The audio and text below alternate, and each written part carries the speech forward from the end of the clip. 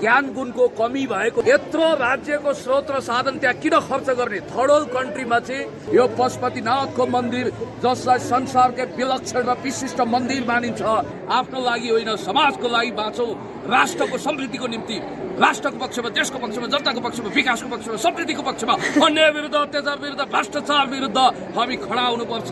हामीलाई भार भयो, आज आफ्नै जिन्दगी किन भन्नुहुन्छ? स्वतन्त्रताको लडाईमा शासक पनि जनता जस्तो हुनुपर्छ। म यति कुरा भन्न चाहन्छु राष्ट्रपति महोदय, तपाईको पतिदेव जननेता कमरेड मदन भण्डारी सांसद भन्दा ठुलो हुनु भएन, तर जनताको हृदयको गमलामा गुलाब भएर सधैँभरि उहाँ बाँचिरहनुहुन्छ। हिजो को हुनुहुन्थ्यो राष्ट्रपति रामवरण यादव, आज कहाँ हुनुहुन्छ? सातपत्रे दुलोतिर कता दूरबीन लगाएर हेर्नुपर्ने अवस्था आइसक्यो। पद ठुलो कुरो होइन, पदलाई डिजर्भ गर्नुहोस्, सिम्पल लिभिङ, हाई थिङ्किङ, जनता जस्तै बाँच्नुहोस्।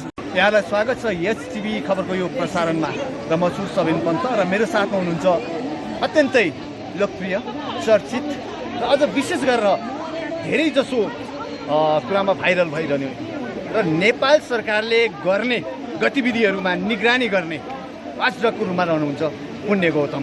स्वागत छ पुण्यजी यहाँलाई एसटिभी खबर। Thank you so much. म एसटिभीलाई धेरै धेरै धन्यवाद दिन चाहन्छु। तपाईँहरूले जे चिजहरू सम्प्रेषण गरिरहनु भएको छ त्यो बहुत असल छ, राम्रो छ, क्वालिटीको छ र तपाईँ आफै पनि एउटा असल पत्रकारको पदवीलाई डिजर्भ गर्न योग्य हुनुहुन्छ। Thank you so much. I would like to express my gratitude. Punyaji, okay, धेरै जसो अन्तर्वार्तामा यहाँको बोलिरहँदा हामी देख्ने गर्छौँ, दर्शकहरूले पनि देख्नुहुन्छ कि यहाँको अध्ययन धेरै छ। सर्टिफिकेटको कुरा मैले गरिनँ, धेरै कुराहरू देश विदेशका कुरा गर्नुहुन्छ, साहित्यिक कुरा गर्नुहुन्छ, ज्ञानका कुरा गर्नुहुन्छ, यो चाहिँ कसरी सम्भव भयो? यस्तो हो, सर्टिफिकेट त मसँग होला, पिएचडी को होला के होला त्यो बेग्लै कुरा हो, तर सबभन्दा ठुलो कुरो चाहिँ ज्ञान हो। भनिन्छ इन्फर्मेसन, नलेज, विजडम, इन्लाइटेन, यो चारवटा तह हुन्छ ज्ञानका। र त्यस इन्लाइटेन त नेपालमा को भयो होला र? महाकवि लक्ष्मीप्रसाद देवकोटा, आई थिङ्क, स्वामी विवेकानन्द, के अरे स्वामी नरहरिनाथ आदि इत्यादि हुनुभयो होला। तर विजडमको लेभलसम्म पुग्यौँ भने पनि हामी आफूलाई धन्य सम्झिनेछौँ र विवेक सम्मत ज्ञानलाई नै अद्वितीय ज्ञान भनिन्छ। जस्तो कि एउटा कुरा म यहाँलाई निवेदन गर्न चाहन्छु, अब तपाईँले देखिरहनु भएको छ आजकल हाम्रो देशमा ज्ञान गुणको कमी भएको छ, शिक्षाको कमी भएको छ। शिक्षाको कमी भनेको डिग्रीको कमी भनेको होइन। हामीले के गर्ने के नगर्ने, what is to be done, अब के गर्ने भन्ने कुरो निर्कल गर्न सकेका छैन। जस्तो मेरो भद्र असहमति के हो भने राष्ट्रपति महोदय आउनुभयो, उपराष्ट्रपतिज्यू आउनुभयो, मैले देखेँ यहाँ मात्रै 12वटा गाडी आएको छ 2 जनाको लागि। व्यक्ति कति हुनुहुन्छ? 2 जना। अनि 12वटा गाडी, मलाई लाग्छ 2वटा बुलेट प्रुफ गाडी इट्स इनफ, किनभने सेक्युरिटी भइहाल्यो। यत्रो राज्यको स्रोत र साधन त्यहाँ किन खर्च गर्ने? थर्ड वर्ल्ड कन्ट्रीमा चाहिँ लियो टोल्स्टोयको एउटा भनाइ छ, वार एन्ड पिस लेख्ने। उहाँले भन्नुहुन्छ कतिपय शोषितको चाहिँ शोषक हुने प्रबल इच्छा हुन्छ र त्यो दमित इच्छा। हामीले राजतन्त्र अध्ययन गरेका छौँ, तर पनि राष्ट्रपति महोदय जो गणतन्त्रको प्रतीक हुनुहुन्छ, वी आर रियली एप्रिसिएट, तर उहाँले त्यो डिजर्भ गर्नुपर्छ भन्ने मान्यता राख्छु। र यो एक हिसाबले भन्नुपर्दा पावन पवित्र भूमिमा आज अत्यन्तै पवित्र दिनमा शिवरात्रि भनेको शिवको बर्थडे पनि हो, देवादिदेव महादेवको शिर मानिएको यो पशुपतिनाथको मन्दिर जसलाई संसारकै विलक्षण र विशिष्ट मन्दिर मानिन्छ र सारा तपाईँलाई थाहा छ वैदिक सनातनीहरू यो ठाउँमा आएन भने नर्क खस्छन् भन्ने अनुभूति गर्छन् रे। त्यस कारणले गर्दाखेरि हरेक जनजनले आफ्नो भक्तिलाई प्रकट गर्नको निम्ति आजको दिन रोज्ने गर्छन्। मलाई बडो आनन्द लागिरहेको छ, देखिरहनु भएको छ, सबै खुसीमा झुमिरहनु भएको छ र हाम्रो माटो पवित्र भएको छ, हाम्रो धरती धन्य छ कि 10औं लाख महानुभावहरू कोभिड-19लाई च्यालेन्ज गर्दै अहिले यहाँ आइरहनु भएको छ। यो खुसीको कुरा। अनि अब यहाँ पनि हिन्दू हुनुहुन्छ, समग्र नेपाल नै पहिला त हिन्दू राष्ट्र भनिन्थ्यो, यो धर्मनिरपेक्ष नेपालको लागि ठिक हो अथवा होइन? ट्रुली स्पिकिङ, फ्रेङ्कली स्पिकिङ, म तपाईँलाई भन्न चाहन्छु, I just believe in dialectic materialism as well Marxism. तर म कुनै रिलिजियस फन्डामेन्टलिस्ट पनि छैन, अर्थोडक्स पनि होइन, तर नेपालको मूल्य मान्यता संस्कृतिको धरोहर जोगाउनुपर्छ।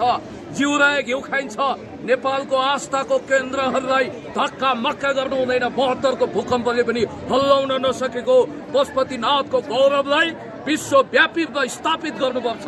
भारतीय प्रधानमन्त्री नरेन्द्र दामोदर दास मोदी पनि यहाँ आएका थिए।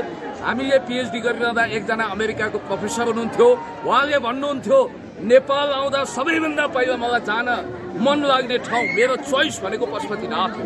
त्यसकारण हामी कहाँ लुम्बिनी छ, पशुपतिनाथ छ र हामी सर्वधर्म समभावमा विश्वास गर्छौँ।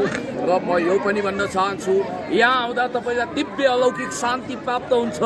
तपाईँ एउटा अर्को कुरा पनि छ, कोभिड-19 विरुद्ध जुधेर लाखौं लाख मानिसहरू यहाँ आउनु भएको छ। यस्तो लाग्छ कि पशुपतिनाथ वरिपरि यो परिसर निहाल्दा सायद मलाई बडो खुसी पनि लाग्छ। यहाँ त कोरोना नै छैन कि जस्तो लाग्छ क्या। कोरोना त कता हो कता 20 कोस पर भाग्यो कि जस्तो अनुभूति हुन्छ। भन्नुहोस् न, यहाँ भौतिकवादी हो कि अध्यात्मवादी हो त? मैले भनिहालेँ, म डायलेक्टिक म्याटेरियलिजममा विश्वास गर्छु, म हिपोक्रेसीमा विश्वास गर्दिनँ र म आध्यात्मवाद भनेर रिलिजनलाई मात्रै टार्गेट गर्दिनँ। आध्यात्ममा धेरै कुरा हुन्छ, दया माया प्रेम करुणा जस्ता भावनाहरू हुन्छन्, सात्विक भोजन हुन्छ। यो कुरा पनि तपाईँलाई थाहा छ, निरामिष भोजनले शरीरलाई राम्रो बनाउँछ। जस्तो तपाईँ शाकाहारी हुने कि मांसाहारी हुने तपाईँको चोइस हो। तर एउटा कुरा के भने, जर्ज बर्नार्ड शाह एप्पल कार्डका लेखक, विश्वप्रसिद्ध लेखक, उहाँलाई एकचोटि सोधिएको थियो तपाईँ शाकाहारी कि मांसाहारी?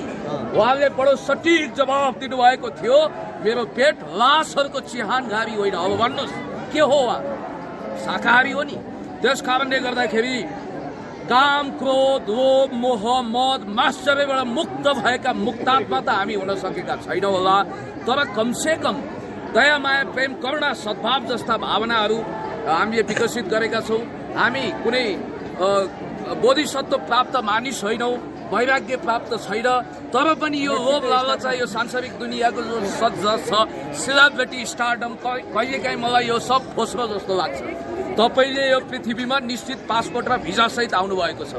100 वर्ष उपरान्त हुन सक्छ 110-20, तपाईँ धेरै भाग्यमानी हुनुहुन्छ भने 140 वर्ष बाँच्नु होला। मलाई बताउनुहोस्, 200 वर्ष अगाडिको मानिस पृथ्वीमा छैन नि त? जतिसुकै ठुलो होस्, चाहे त्यो अलेक्जेन्डर दि ग्रेट किन नहोस्, चाहे डोनाल्ड ट्रम्प किन नहोस्, चाहे चिनिया प्रेसिडेन्ट सी जिनपिङ, रुसी राष्ट्रपति भ्लादिमिर पुटिन, जोसुकै भए पनि यो संसारबाट विदाई हुनै पर्छ।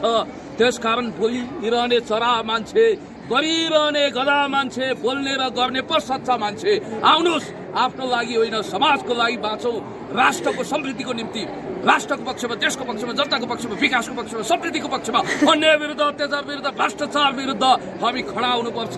हामीलाई यही संकल्प प्राप्त होस्। यो पावन पवित्र भूमि धन्य भएको छ, हामी नेपाली हौँ। त्यसकारण एउटा संकल्प गरौँ, हामीले अरूलाई दया माया करुणा राखौँ, बचौँ र बचाउँ।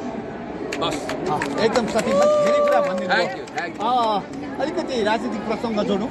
ओके, यहाँलाई भेटेपछि बडा मनभित्र कौतुकता जागेर आयो। अब त्यसमा के होला?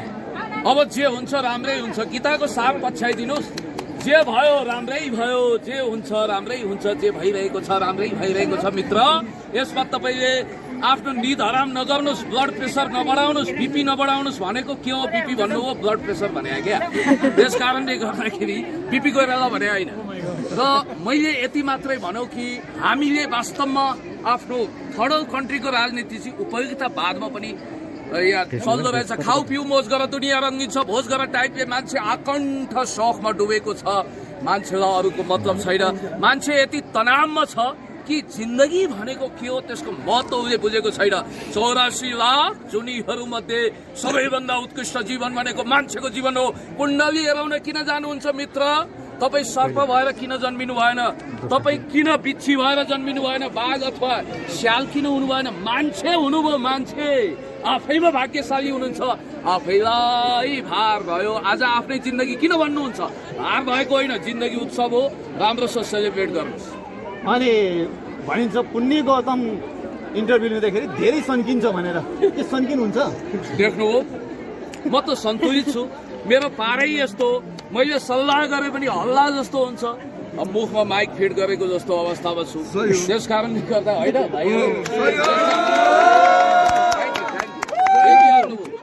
त्यसैले सन्किने होइन मैले सन्तुलित बोलिरहेको हुन्छु मेरो शैली नै यस्तो हो अब कसैको बोली रामचन्द्र पौडेलको जस्तो हुन्छ यसो अडियो सुन्यो भने स्त्रीले बोलेको कि पुरुषले बोलेको शेरबहादुरजीको जस्तो पनि हुन्छ अब म क्यारिकेचर गर्ने होइन अलिकति भनिदिनु न कृपया तपाईँले एकचोटि सुबोध गौतमलाई भेट्नु होला तपाईँ भुलिनु भयो म सुबोध गौतम होइन सरी पुण्य गौतम अहिलेका नवयुवाहरूलाई जो आज एउटा नेताको पछाडि दौडिन्छ एउटा पार्टीको भोलि अर्को पार्टीको ती नवयुवाहरूलाई वास्तवमा साँचो मन इन्डियामा बसेर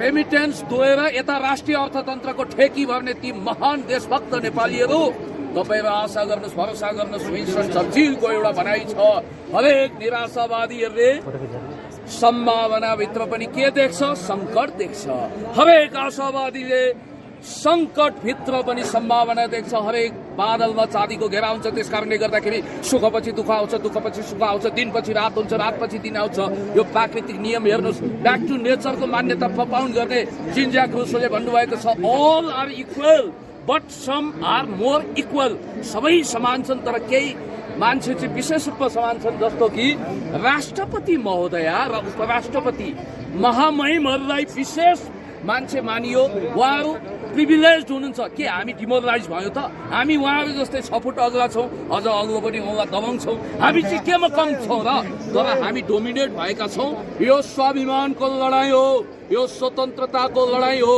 स्वतन्त्रताको लडाइँमा शासक पनि जनता जस्तो हुनुपर्छ अनि गणतन्त्रमा त नेता र जनता समान हुन्छ जनताका छोरा छोरी त्यो ठाउँमा पुग्छन् भन्थे तर आजको यो अनुभूति यहाँलाई कस्तो लागिरहेको छ होइन आजको मात्रै होइन हिजोको पनि अनुभूति त्यस्तै छ मेरो त्यसैले गर्दाखेरि यति मात्रै भन्छु किताबमा लेखिने आदर्शका फोस्रा पुराणहरूलाई व्यवहारमा अनुवाद गर्नुहोस् व्यवहारमा देखाउनुहोस् म यति कुरा भन्न चाहन्छु राष्ट्रपति महोदय तपाईँको पतिदेव जननेता कमरेड मदन भण्डारी सांसद भन्दा ठुलो हुनु भएन तर जनताको हृदयको गमलामा गुलाब भएर सधैँभरि उहाँ बाँचिरहनुहुन्छ हिजो को हुनुहुन्थ्यो राष्ट्रपति रामवरण यादव आज कहाँ हुनुहुन्छ सातपत्रे दुलोतिर कता दूरबीन लगाएर हेर्नुपर्ने अवस्था आइसक्यो पद ठुलो कुरो होइन पदलाई डिजर्भ गर्नुहोस् सिम्पल लिभिङ हाई थिङ्किङ जनता जस्तै बाँच्नुहोस् तपाईँलाई चीनको पूर्व राष्ट्रपति हु जिन्टाओ अहिले सिम्पल जीवन बाँचेको कुरा कति थाहा छ अमेरिकी पूर्व राष्ट्रपति बाराक ओबामा कति सिम्पल भएर हिँडिरहेका छन् क्यानाडाको प्रधानमन्त्री जस्टिन ट्रुडेटको विषयमा तपाईँले भनिरहनु पर्दैन भलिभाति तपाईँले भिडियो नै देख्नु भएको छ त्यस कारणले गर्दाखेरि म बडो ठुलो छु धन्दा सेठ हुँ म अरूभन्दा विशेष छु भन्ने यो खालको फ्युडलिस्टिक माइन्ड सेटबाट शासकहरू जबसम्म मुक्त हुँदैनन् तबसम्म यो देश समृद्ध र विकसित हुन सक्दैन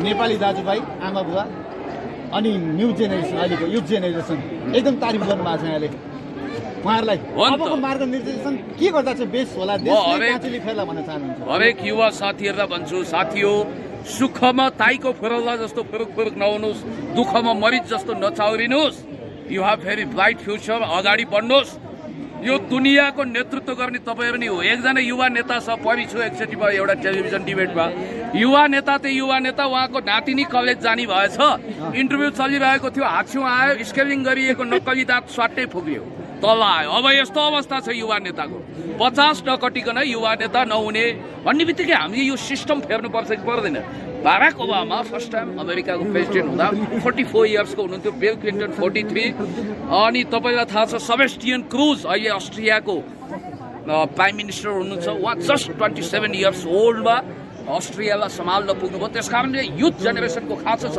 अब म होइन उहाँहरू जस्तो युवा आउनुपर्छ अगाडि थ्याङ्क यू यहाँको महत्त्वपूर्ण भनाइको लागि समयको लागि हामी एचटिभी खबर परिवार धन्यवाद तपाईँको एचटिभी खबरप्रति पनि म विशेष रूपमा आभारी छु तपाईँलाई 3 दुगुना रात चौगुनाको दरले उन्नति प्रगति मिल्दै जाओस् यो युगमा कुनै जालन्धरले महादेवको स्वरूप धारण गरेर पार्वतीको छल गर्न अब सक्ने छैन सुन्नेलाई सुनको माला भन्नेलाई फुलको माला यो भिडियो युट्युबमा सर्च गर्न साथ आइजाला ट्रेन्डिङको सलामी पनि खाइजाला नमस्कार